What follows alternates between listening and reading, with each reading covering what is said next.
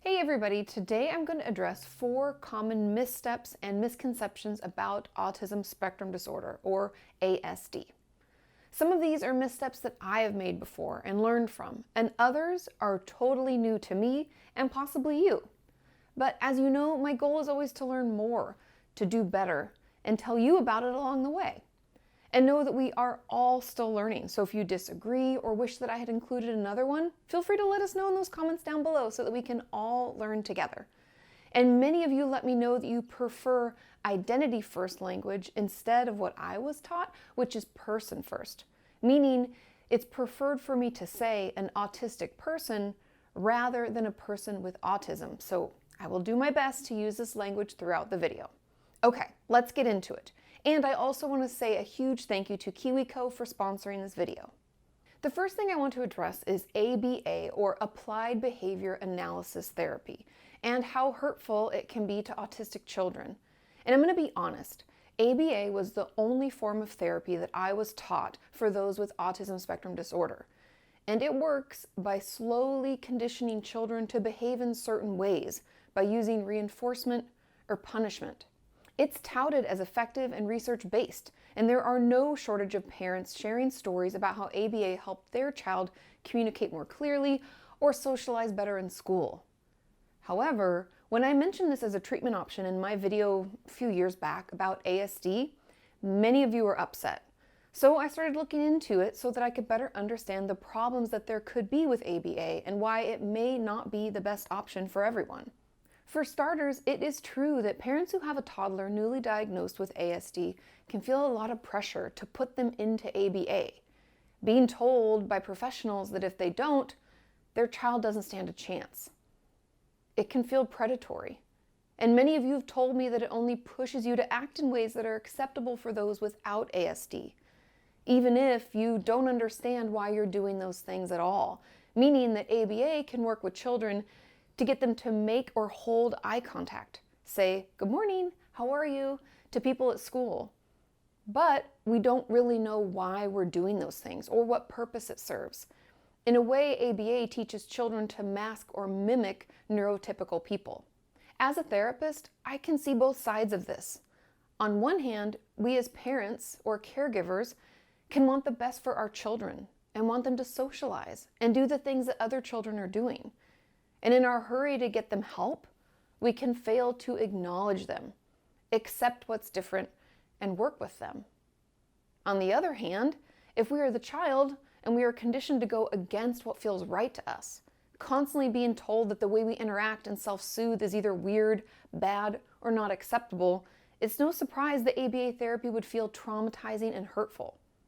It could lead to symptoms of anxiety or depression, maybe even eating disorders or self-injurious behavior. Feeling heard, understood, and accepted for who we are is important to all children. And without it, our relationship with ourselves and our world can be hindered. Now, obviously, there is no way for me to include all the information, controversy, and upset surrounding ABA therapy, so feel free to leave any constructive feedback or insight in the comments down below. I'm just doing my best to explain what it is, why parents choose it, and the ways in which it can be harmful. Without sponsors like KiwiCo, channels like this wouldn't be possible. One of my close friends has an autistic son, and he has loved Kiwi crates for years. It has been wonderful seeing him get into his crates. One time, he put together a model of the solar system, and another time he built a catapult. KiwiCo's unique products are great for kids and adults of all ages and all abilities. Every kit comes with easy-to-follow step-by-step instructions, engaging content, and all of the materials needed.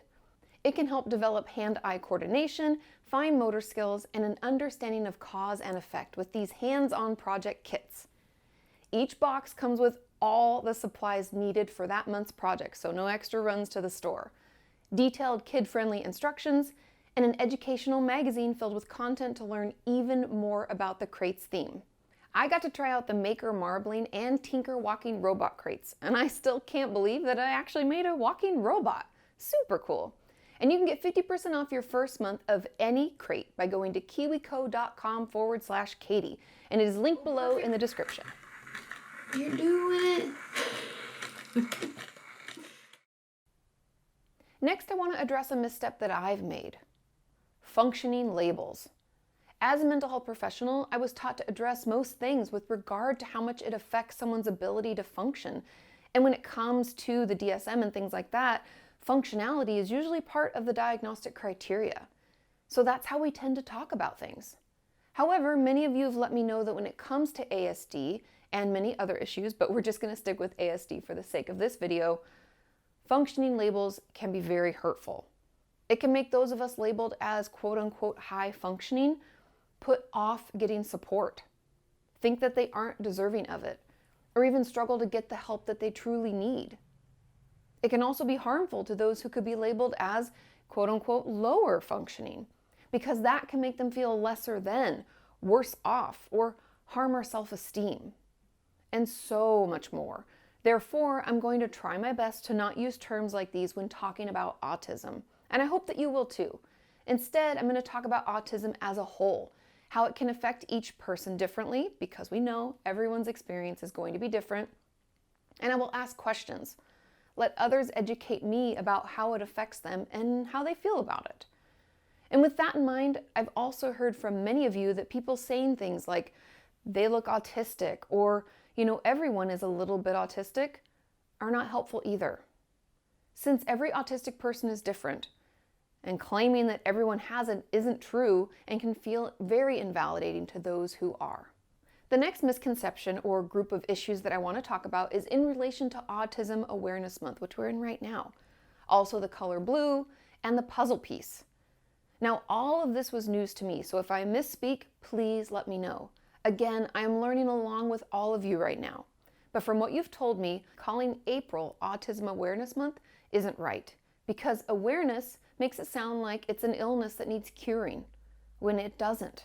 And we should instead say Autism Acceptance Month, which I understand. However, to be honest, I never thought of awareness as a medical term or linked to anything like that. I just thought the goal would be to get more people to understand it and know how to properly talk about it. So maybe we could call it Autism Education Month or something like that. But I'm open to whatever, as long as people keep seeking to understand, help, and accept it. Okay, now the color blue. It is believed that the color blue was picked way back in the day because they used to think that only boys were autistic. And we now know that that isn't true at all, and that's why many prefer the color red, since it represents all autistics. And finally, the puzzle piece isn't accepted by many because it's used to symbolize that there is a piece missing within autistic people. And I think we can all agree that that sentiment would definitely be hurtful and untrue. Instead, many prefer to use a gold or rainbow infinity symbol because it encapsulates the vast spectrum that is autism and how differently autism can present itself from person to person. Now, as I said, I didn't know this prior to reaching out to our community and chatting with many of you about this. So I hope that I explained this properly, and I would love to know if any of you knew about this before, and if so, what else should we know? The last thing I want to address is the common misconception that autistics lack empathy. Now, I can only assume that this comes from the fact that many autistics find it difficult to understand social cues and to navigate social interactions. This can mean that eye contact isn't made. We could be perceived as not being interested even if we are. And people can assume that we don't care because we aren't showing them that we do in the way that they're expecting. This misconception, to me, is kind of born out of lack of mutual understanding and communication. Remember, relationships are two-way streets. There's going to have to be some give and take and conversation about any issues that arise. Those of us who aren't autistic are going to need to understand how our autistic friends and family interact, what's difficult for them, and ways in which it could affect our relationship. And those of us who are autistic should be open to educating those around them, letting them know that we do in fact have feelings and empathy. We just may not express them in the way another person would. We need to be okay with having conversations about this, checking in, making sure that we aren't misunderstanding as a result of our differences. I always think the more that we can talk about things and seek to understand each other, the better off we will all be. There are so many other missteps, misconceptions, and myths out there about autism, but that's all that I have time for today. I hope you found this interesting and as helpful as I did. And again, please leave any insights, feedback, or other miscommunications or misconceptions in the comments down below. Oh, and some great organizations that are actually run by autistic people are the Autistic Self-Advocacy Network, or ASAN, and the Autistic Women and Non-Binary Network, the AWN. Have a wonderful week, and I will see you next time. Bye.